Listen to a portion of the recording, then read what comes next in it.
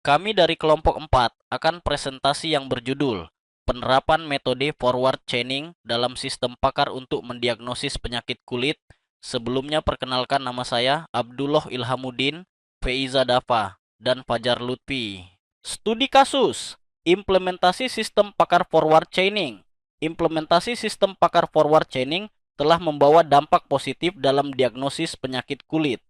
Contohnya adalah aplikasi berbasis web atau mobile yang dirancang untuk memudahkan masyarakat mengakses diagnosis awal. Di sini ada dua kasus. Kasus pertama yaitu interaksi gejala dan diagnosis akurat.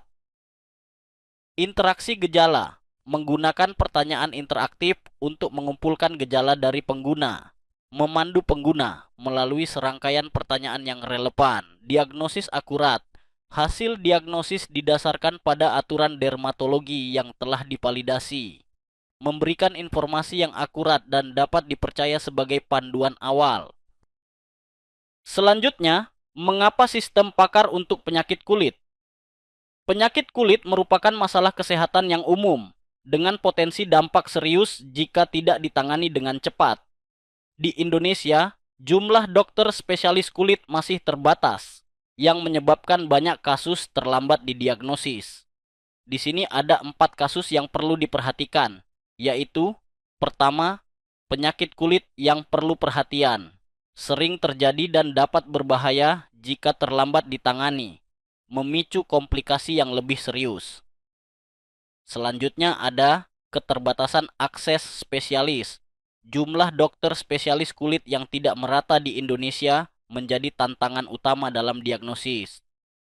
Lalu ada diagnosis awal yang efisien. Sistem pakar menawarkan solusi diagnosis awal yang cepat dan akurat, mengurangi waktu tunggu pasien. Lalu forward chaining, metode efektif. Sebagai metode inferensi, forward chaining sangat efektif dalam sistem pakar berbasis aturan untuk penelusuran diagnosis. Proses diagnosa dengan forward chaining. Proses diagnosis dalam sistem pakar ini bersifat interaktif dan progresif. Dimulai dari pengumpulan informasi awal hingga mencapai diagnosis akhir, dengan sistem yang terus belajar dan beradaptasi. 1. Pertanyaan awal sistem mengajukan serangkaian pertanyaan berbasis gejala awal untuk mengumpulkan informasi dasar dari pengguna. 2. Input data. Jawaban pengguna diinput ke basis fakta sistem, yang menjadi pijakan untuk proses inferensi selanjutnya. 3. Pencarian aturan mesin inferensi mencari aturan di basis pengetahuan yang paling sesuai dengan fakta-fakta yang tersedia. 4. Penentuan diagnosis. Jika satu set aturan terpenuhi, sistem akan menyimpulkan jenis penyakit kulit yang paling mungkin. 5. Pertanyaan lanjutan. Apabila diagnosis belum jelas, sistem akan meminta informasi tambahan atau gejala lain untuk mempersempit kemungkinan. Di sini bisa kita lihat tampilan flowchart. Kita bisa melihat alurnya, mulai dari login sampai diagnosa lalu logout.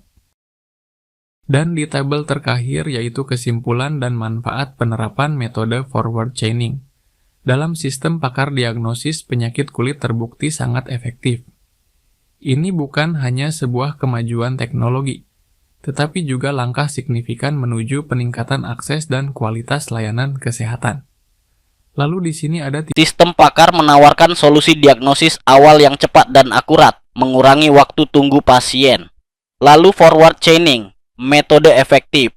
Sebagai metode inferensi, forward chaining sangat efektif dalam sistem pakar berbasis aturan untuk penelusuran diagnosis.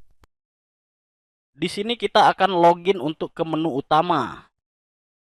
Nah, di page selanjutnya ada gejala untuk penyakit kulit. Di antara gejalanya di sini ada kulit gatal, bercak putih, kulit bersisik, bercak merah, bentuk melingkar gatal malam hari, kulit kering pilih, salah satu atau salah dua. Lalu kita klik diagnosa. Lalu berikut hasilnya setelah diagnosa dari gejala awal. Untuk gejala yang kita checklist di awal, menunjukkan hasil berupa diagnosa, yaitu kurap, saran obat, dan perawatannya tertampil di layar.